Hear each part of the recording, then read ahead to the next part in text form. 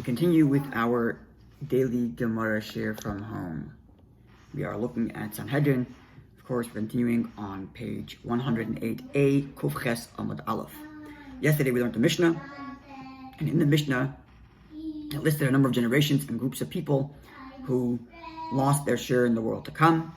And there was a discussion a bit about the distinction between rising up for judgment as one item, and then the other as losing their share in the world to come. In that some do rise up for judgment, but no share in the world to come. We discussed what that might mean. And then others don't even make it to judgment. So the Gemara opens up with its analysis of the first of these generations, namely the generation of the flood. Now in the Mishnah told us that the generation of the flood lost its share in the world to come and does not rise up for judgment. And the verse cited in the Mishnah is where God says, my spirit will not abide in man forever. And the word for abide, which is yadun, can also be translated as din translation. So din as in judgment. So la yadun, no judgment, and ruchi, no spirit. So neither share in the world to come and neither judgment. That was the Mishnah. But as often the case, where the Gemara will open up its analysis by quoting a Mishnaic age text that's more expansive than the Mishnah itself. Because the Mishnah, as we mentioned, is a compilation of our tradition, of our oral tradition, in which people had handwritten notes about what they learned from their teachers, and there were many texts who did not make it to the final cut. So these other texts are more elaborate, they're not so pared down and edited as the Mishnah itself, and they're either the Brisa or Tosefta. There can be found in different collections of these texts. And the Gemara will often open up its analysis with quoting another Mishnaic era text that's more expansive than the Mishnah itself. And that's what we're about to read at the moment. So it's the first of the wide set of lines on Kuf Ches Amud Aleph 108a. And it's after the big bold words Gimel Mem, the big bold letters Gimel Mem, which stands for Gemara. Tanur Rabbanan, our sages taught. Our sages taught is a way of introducing one such text of the Mishnaic era that didn't make it to the final cut of the Mishnah. The generation of the flood lost its share in the world to come. Same statement as the Mishnah, with two distinctions so far. Number one, it doesn't mention they don't have judgment, whereas the Mishnah does mention they don't have judgment. And then number two, Shenemar, as the verse reads, the Brisa, this text here, brings a different proof text, which is, Shenemar, as the verse reads, Vayimach kol hayakum asher pnei hamadama, and God, and the entire existence that was on the face of the earth was dissolved or destroyed. So comments the Brisa, the Tosefta, Vayimach kol hayakum, and the entire existence was destroyed by in this physical world. But then that same verse goes on to say, and they were destroyed from the earth. So the same verse repeats twice that they were destroyed from the earth. And thus the second time is L'olam haba, for the world to come. So this view of the Mishnah, this view first cited in this Tosefta, is that the generation of the flood has no share in the world to come. Doesn't make a comment about judgment or not. And the proof text is the double expression of destruction described at the flood. This is the words of Rabbi Kiva. So this is Rabbi Kiva's view. Rabbi Huda says, they do not come back to life, nor do they get judged. Now this would be more akin to the statement in our Mishnah, which says no share in the world to come and no judgment. But the way it's expressed here in the Tosefta is that they don't return, no resurrection and no judgment. Shenemar, as the verse reads, and here this view of Rabbi Huda does quote the same proof text of the Mishnah, but in a little bit of a different translation. The verse read, God says, my spirit will no longer abide in man forever. And we explained the simple meaning is God saying, I cannot keep man living for such a long time because of how degenerate the behavior becomes. And we also mentioned in the Mishnah that the word yadun, which is abide, also can be translated as din, judgment, and therefore, loy din, there's no judgment, but loy ruach, and no spirit, meaning no life and no judgment, and certainly no share in the world to come, because there is no life or judgment. Davar acher, another reading of Rabbi Huda in this very text, is a third translation to the word Yadon. The first was abide, that's the literal translation. Second one is judgment. And now we're giving another translation. La Yadon Richin, my spirit shall not abide. Translating as follows: that their spirit, their souls, should no longer return to their nidna is a sheath, I think it's called. It's like the sleeve in which you slip a knife into. So the body is like such a sheath, it's like a clothing, a package for the soul. So the verse is saying, my spirit shall not go back to its sheath, as in the soul will not come back to its body. Third view, cited in this Tosefta, Rabbi Nachman bar Yosef, Rabbi Nachman bar Yosef says, even at the time when God returns the souls to these dead corpses, referring to those who died in the flood, which means in Rabbi Nachman bar Yosef's view, there is resurrection, but there is no judgment and certainly no share in the world to come. Why? Because the return of their souls itself is as painful as purgatory, and as Rashi tells us, their souls themselves burn them up and consume them. Shenemar, as the verse reads, Taru chashash tildu kash ruchachem eish techalchem.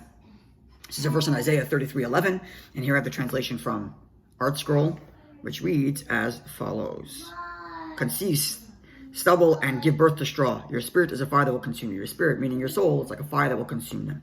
So really there are three views here. One is that the generation of the flood has no share in the world to come, but perhaps there's a judgment before they're cast off to lose their share in the world to come. The second view is no resurrection at all, and certainly no judgment, and therefore certainly no share in the world to come.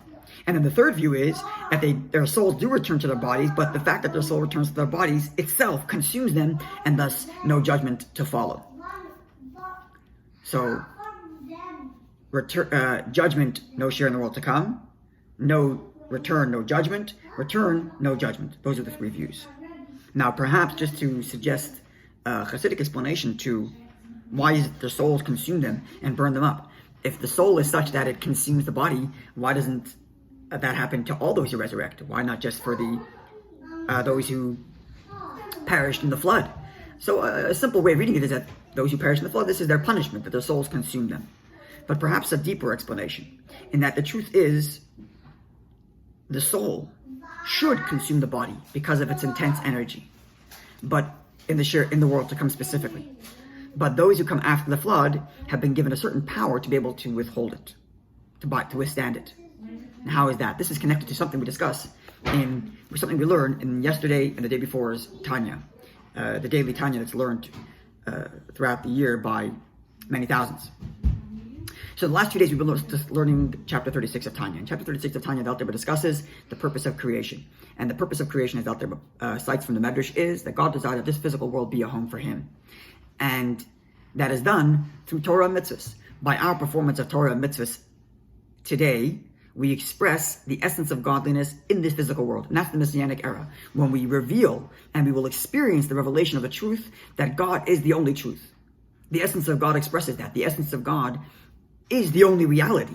And the fact that we exist is only a consequence of God's will that we be.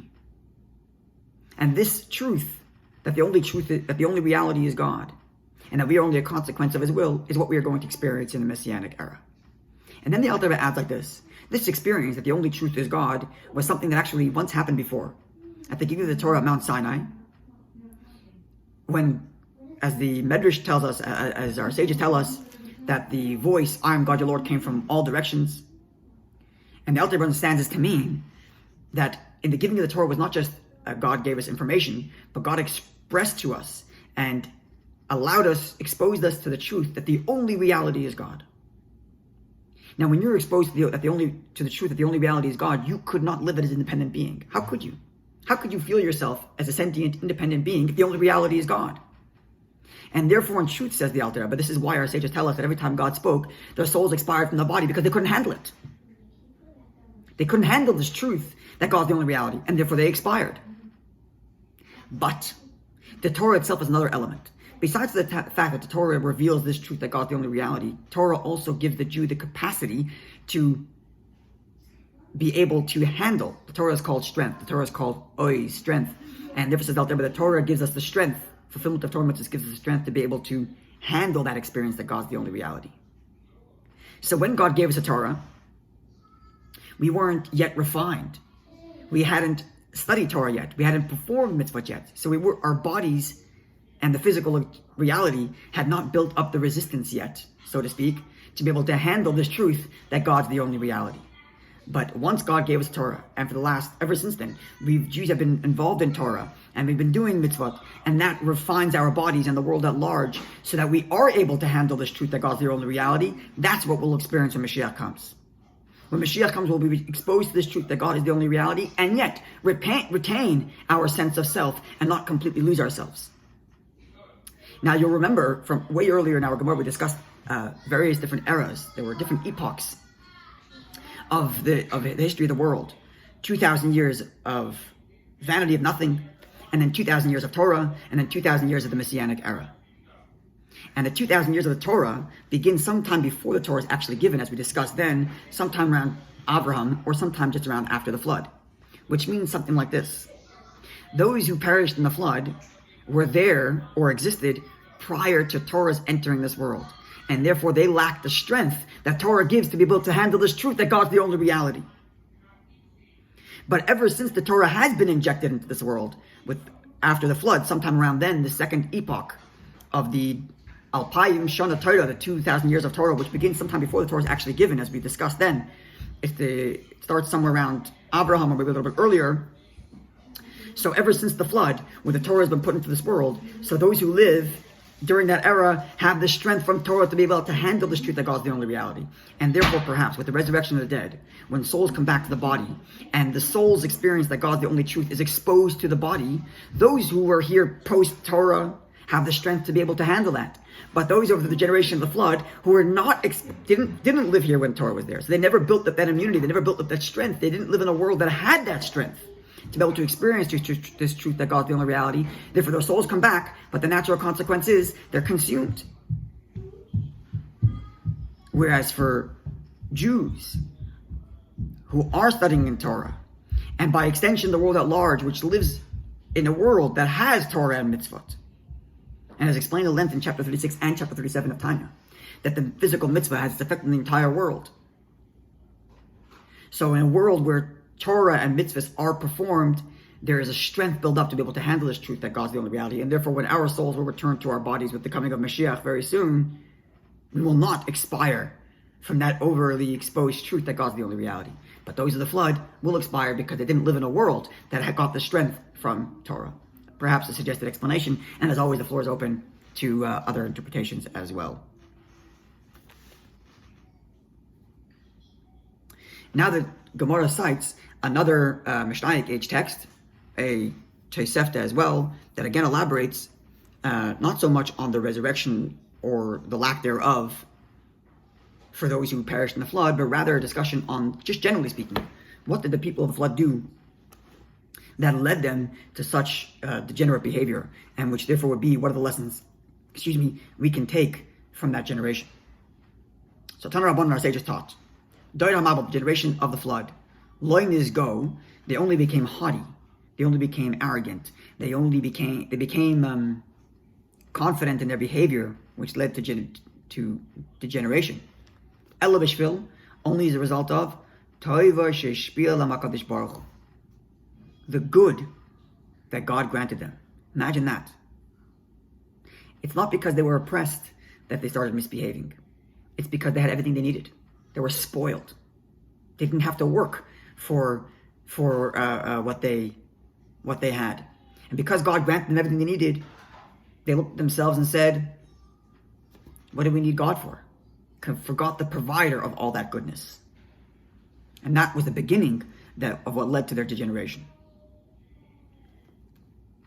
And now the Talmud, the Talmud's going to quote now 1, 2, 3, 4, 5, 6 verses from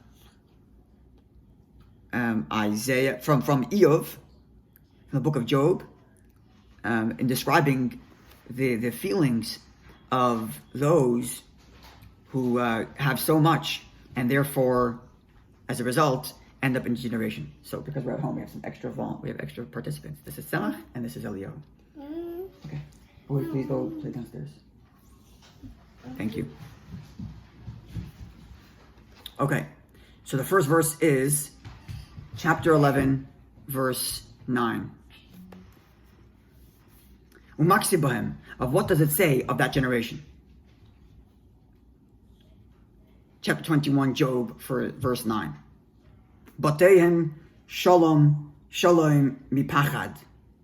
Their homes are peaceful without fear.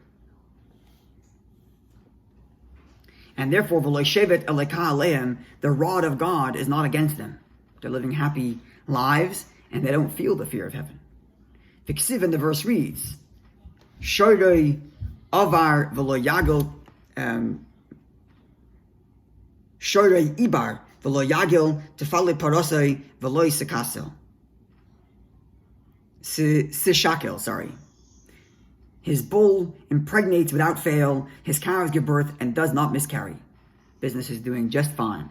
V'ksiv, in the next word reads, Yishalchu katzon avileim v'yaldeim yirakedun. They send out their young ones, carefree as sheep. Their children prance about. Safety, security, life as well. V'ksiv, in the verse reads, Yisu kesoif v'chinar v'yispuchu l'koil ugav. They raise their voices like a drum and a harp. They rejoice at the sound of the flute. I'm reading the Art Scores translation.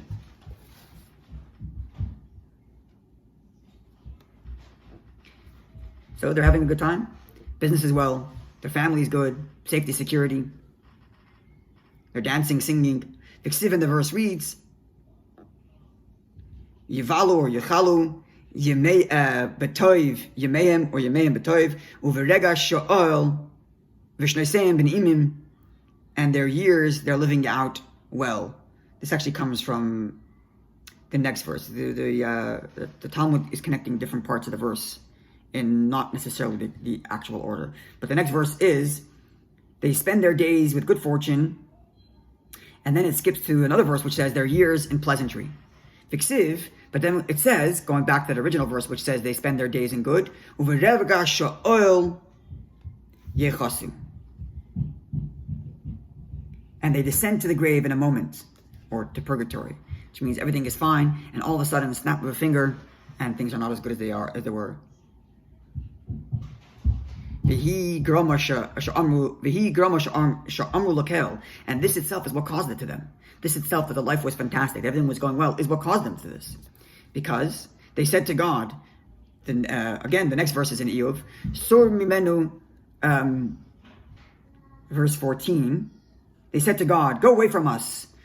We have no desire to know your ways. What is this God that we should serve him? And what use is there to pray to him? Amru, they said, continues the Gemara, what do we need him for? Only for a little drop of rain. We have everything we need here in this physical world. What do we need him to drop a little bit of rain? Yes, we don't even need that. So we have rivers and wells, which we have enough for. So Amar Kadosh Baruch Hu, God says to him, this is the end of there's no longer the verses, this is the Gemara commenting, or the Bryce actually. With the abundance that I blessed them, that I granted them.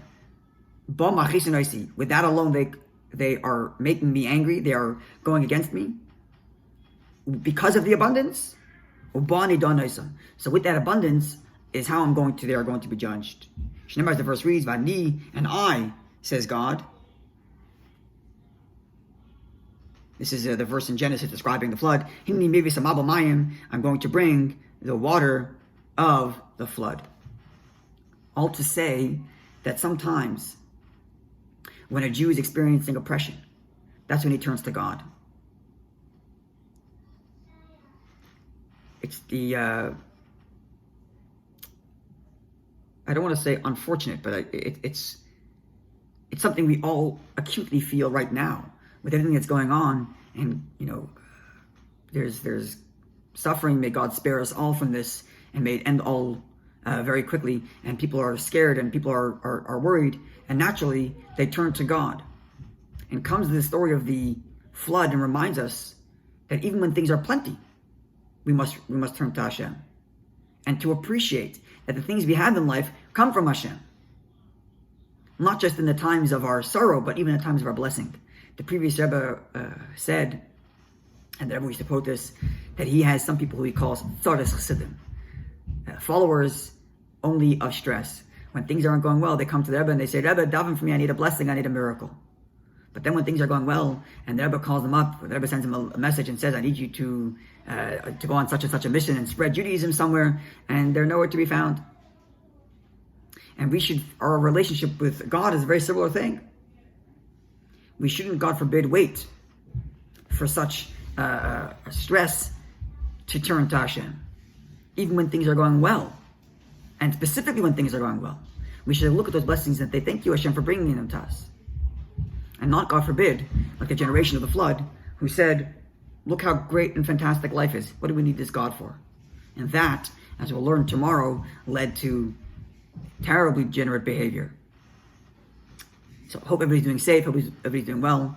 Wish you a wonderful day, a safe day, a healthy day, a peaceful day, and may we know of no more sorrow, and whatever lessons or whatever messages God wanted to send to us through the sorrow, we hear it loud and clear, and Hashem should just remove this sorrow from everybody, and maybe merit the coming of Mashiach without delay, in which we will truly experience, as I mentioned before, the truth that God's the only reality.